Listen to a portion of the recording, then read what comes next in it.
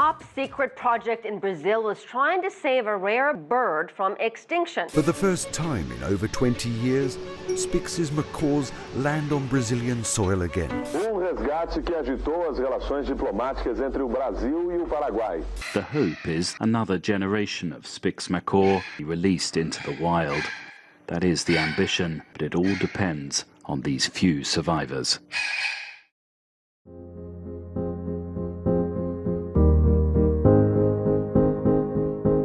For the world, not just Brazil, for the world, it's a massive event.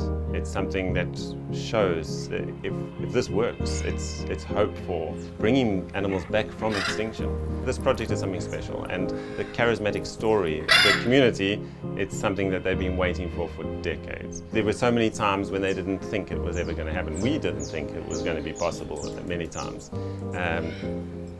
But yet here it is. And so I think as big as it is for Brazil, it's big for the whole world too.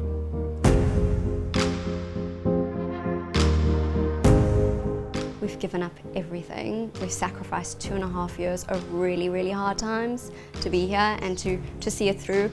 And the only reason we stuck around was because of the birds. A lot of people would have left far sooner, but it's those blue birds that keep us going. This Caribe tree right here is where the last Spix macaw was caught in the wild, and tomorrow will be where they are released. It will be a new beginning for them and hopefully a new start for the species and for the future generations to come.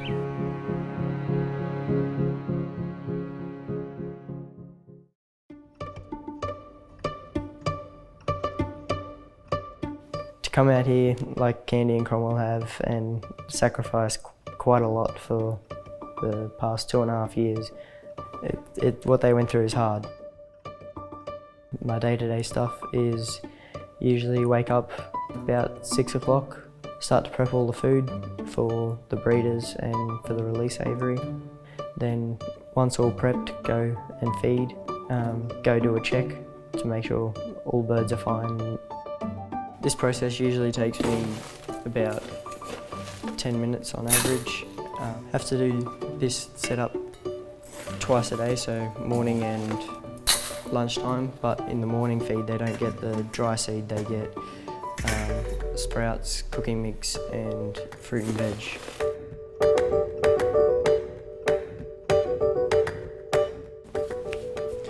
Okay, all done, and time to feed the birds.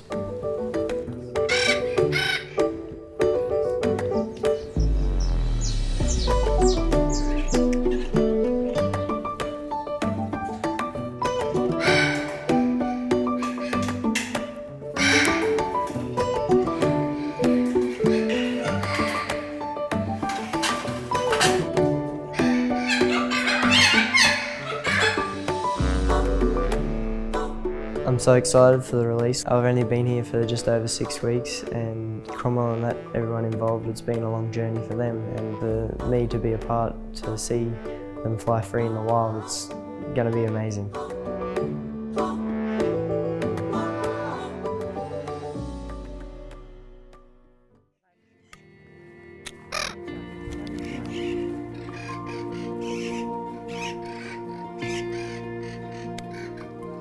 This lovely lady is going to be part of the first group to go out, and if all goes well and she nests, then her offspring will be the first generation of wild-hatched, wild-fledged Spixes. So this is the beginning. This is the beginning of the next generation of a truly wild Spixes.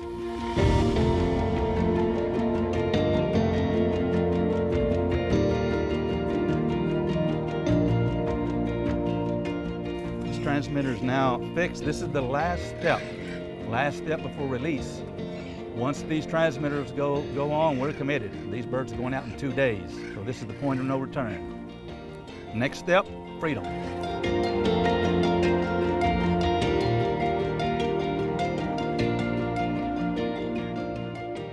How do you describe a lifetime of passion that now gets to that pinnacle, and you're at the tip of this mountain and it's about to happen? And no one's ever anticipated that this is actually going to be, we're going to get to this point, and now we are here. In less than 24 hours, that's going to happen.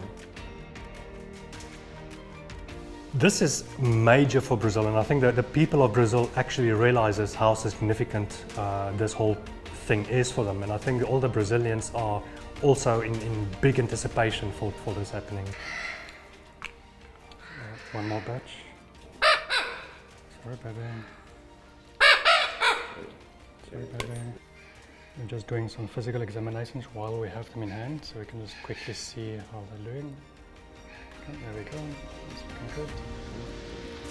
looking good. I think the moment that those spics come out of that enclosure, the world will literally have changed.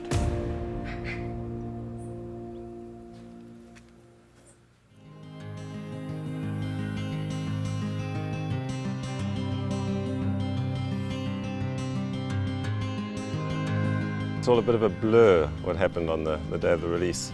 I didn't sleep the night before, and 4 o'clock in the morning Martin arrived. He asked how I slept. I said I didn't, and he said neither did he.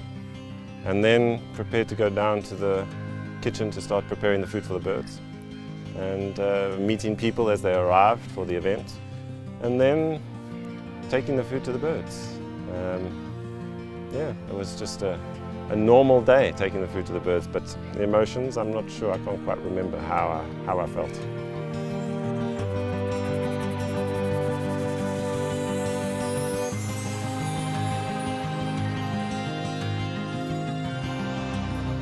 We were waiting for that first bird, and so it was decided I would go and get some treats, some of their favourite food.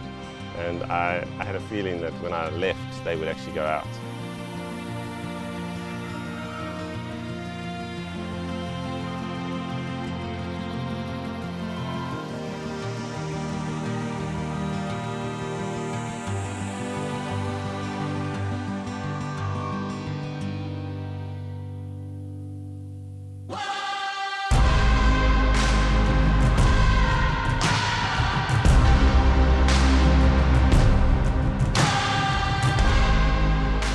As I walked away, I had only just got to the facility, and Tyson came running to tell me that the bird had jumped out, so it was fantastic.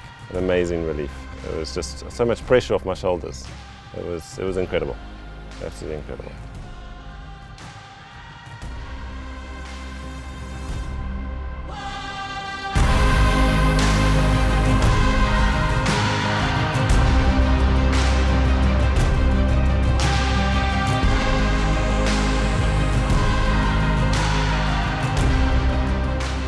To all the sponsors that have helped us get here, we're eternally grateful. It's incredible that people actually cared enough to put some money in that they're not going to get back. It's heartwarming to know that there are people out there willing to pay for a project like this.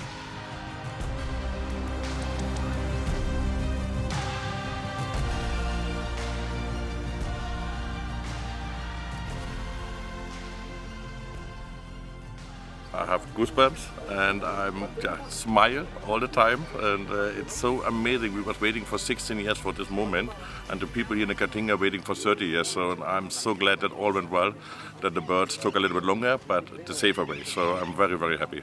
Now we have blue skies in the Caatinga again, and this is what we was waiting for 16 years.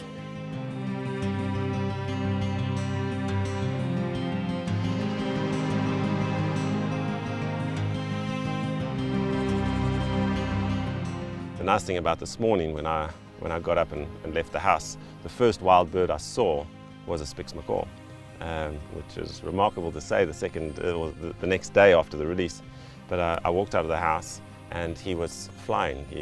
They fit. The birds are really, really fit and flying really well. It was just the sacrifices and everything that we made and put into this project. It was just all worth it.